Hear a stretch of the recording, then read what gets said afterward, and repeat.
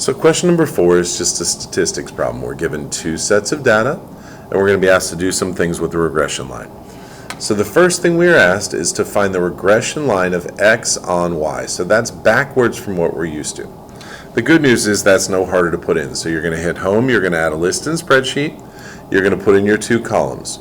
The difference will be when you go to get your regression, when you go menu, statistics, and stat calculations, you're going to choose your regression, but when you put in your data, your X list is actually going to become your Y list. You're going to change the order of the two lists. So you're going to put test 2 in as the X list and test 1 in as the Y list. And if you do that, it will give you A and B as the values you see here. Part B says let L2 be the regression of Y on X. That's the other direction. Line 1 and 2 pass through the same point. That point is the mean of X and the mean of Y, which you can find from that same list. You're going to go menu, you're going to go stats, and you're going to go stat calculations, and you're going to use a two-variable statistic because you have two variables.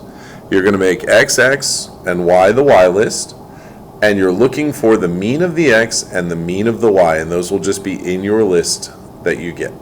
So this is the mean of X, this is the mean of Y. That is true of either line. That's where they cross, so we know that's on both lines. Part C says Jennifer was absent for the first but scored 29 on the second. Use the appropriate regression to estimate Jennifer's mark on the first.